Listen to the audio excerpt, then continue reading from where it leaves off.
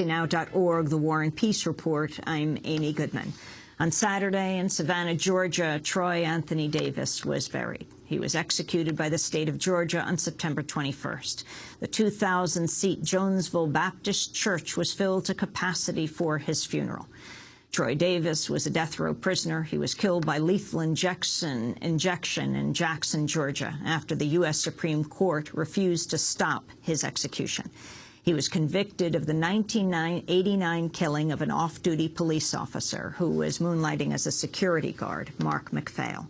Since then, 7 of the 9 witnesses have recanted their testimony or changed it, and there was no physical evidence that tied Davis to the crime scene.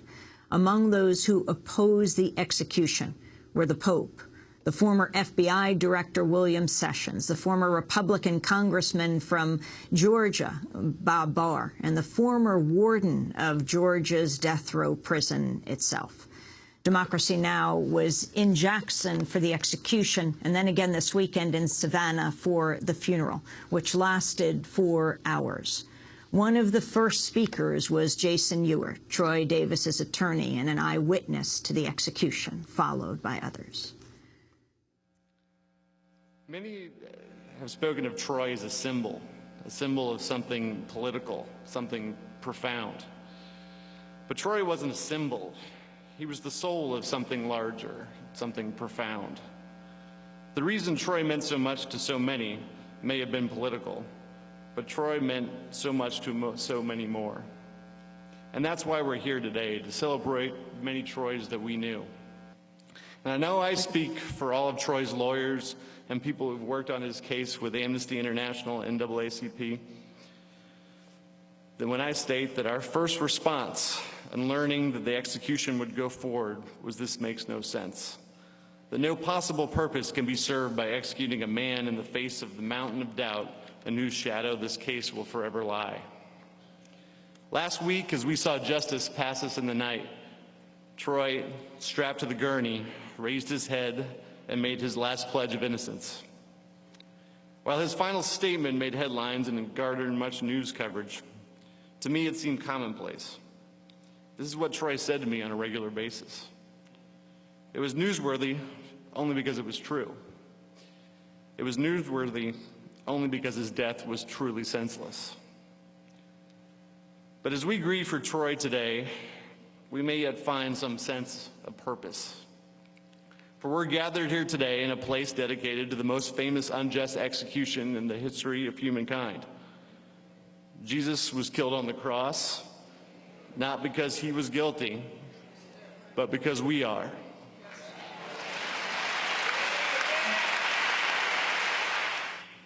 Ledra Sullivan Russell, St. Simon.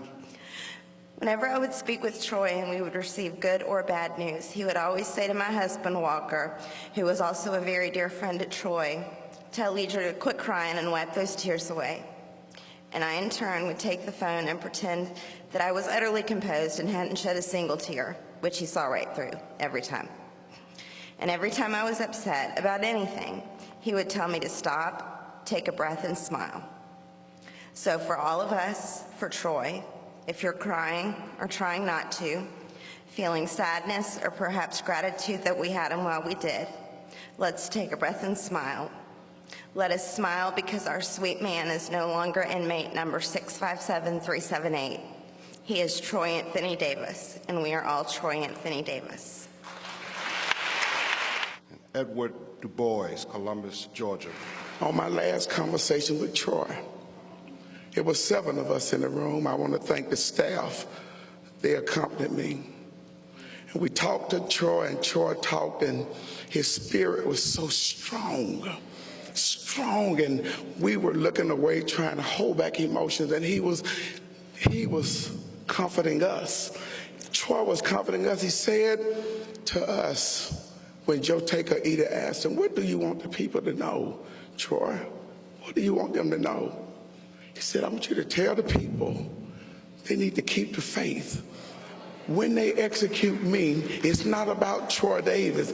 You need to fight for every prisoner that is on death row in this country. That's what Troy wanted us to know. Troy said that. Even in death, he wasn't thinking about himself. He thought about all of those faces and names of people who did not get his attention. Even in Alabama, they executed a person on the same night. So you need to fight for those people. And then he turned and he pointed to the young people in the room to understand this. Troy said that you all are the future. If this barbaric system is to be changed, it is going to be at the hands of the young people that this movement will rise up to change. That's what Troy wanted us to know. The state of Georgia, the state that I love, the state and this country that I served 21 years in the military for, murdered an innocent man. Nephew of Brother Troy, I want y'all to welcome Dejon Davis Correll. You know, when I look back at, the times that we had with my Uncle Troy and the times that we had with my family, there was never a dull moment, never a sad moment. It was always happy. And, reporters and different people always ask, what is Troy's life like in prison? I was like, it's just 300-something miles away and behind brick walls, but it's just like he's home with us. And, there's nothing changed, nothing different. And, but it was like, well, why is it that you're always so happy? Why is it that you're, never sad and things like that? And I was like, well, you really shouldn't be sad all the time. You just always be happy, and be positive. And that's the type of attitude that my Uncle Troy always instilled into me. And, to be positive and just make the best out of every situation. I just like to thank you for coming and thank you for celebrating the life of my Uncle Troy. And, like everyone else says and everyone that believes in here, don't let his name go in vain. Benjamin Todd Jealous. And we at the NAACP are proud and humbled to have been part of this fight from coast to coast. And we are committed to staying in this fight until the death penalty is abolished.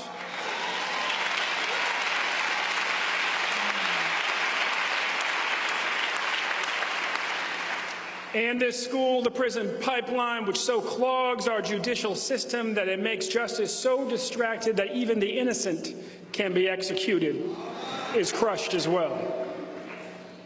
We must end the school-to-prison pipeline. So when you see Dejon or you see Kirsten or you see your own children, don't see knuckleheads. See leaders, see prophets, see those who will get the job of freedom done. James Donald, the chairman of the Board of Pardons and Paroles, told our president of the NAACP in Georgia many times, you have my vote and the vote of the other black member of the board. You got to stay focused on getting one of the whites to vote too. Well, one of the whites voted too. And then General James Donald switched his vote. We don't need any cowardly generals here. Larry Cox. We know from painful experience working with many, many other victims what any and every killing does. 22 years ago, when Officer Mark McPhail was senselessly killed, his human rights and dignity were brutally eliminated in a matter of moments. And his needless death left a gaping hole in the lives of his family and in this community. But what is tragic, no, not tragic, what is much worse than tragic, is that the state decided to respond to that terrible act of violence by preparing to commit another one. And that's wrong. It put in motion a torturous, unfair, and inhuman process by which it prolonged the lack of closure for one innocent family and inflicted indescribable pain and suffering on another innocent family. When other people in other places are forced to wait and watch while guards are preparing to kill them, it has another name. It's called torture.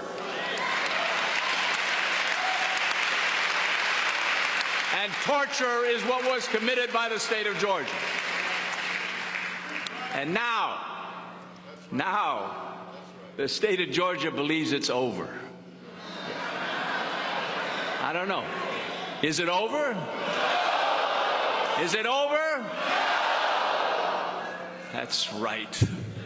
We're here to say today it is not over. If you think you saw us fighting to save Troy Davis when he was alive, now that we have been inspired by Troy Davis, you ain't seen nothing yet.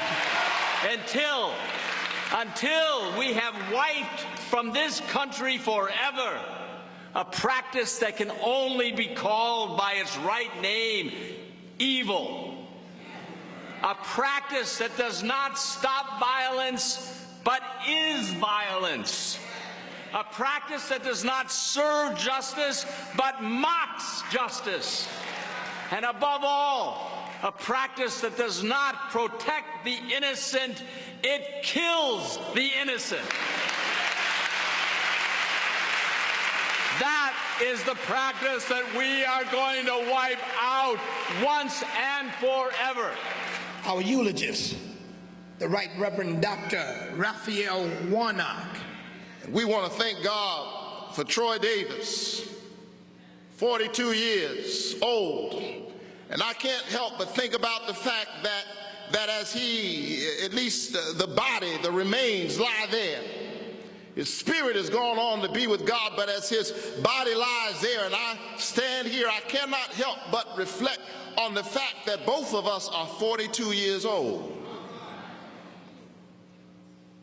But he transformed a prison cell into a pulpit.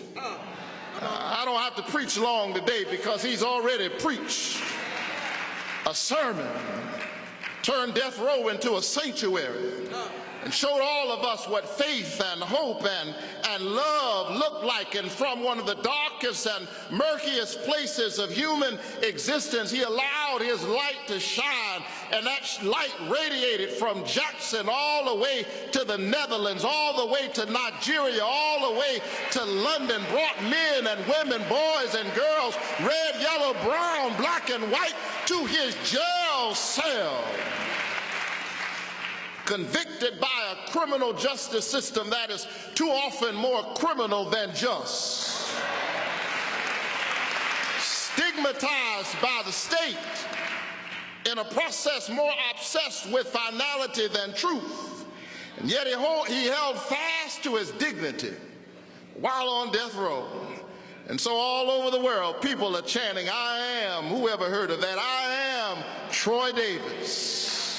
And we say that because existentially, we all live, don't you know, on death row. We all live on death row. The difference between us and Troy is that Troy knew it, and some of us have yet to figure it out. We all live on death row. Senior pastor of the Ebenezer Baptist Church in Atlanta, Raphael Warnock, giving the eulogy. He was speaking at the Jonesville Baptist Church, where the funeral was held for Troy Anthony Davis, executed on September 21st by the state of Georgia. When we come back, we hear from his older sister, Martina Correa, and from Dick Gregory, who has started a hunger fast until next September 21st. Stay with us.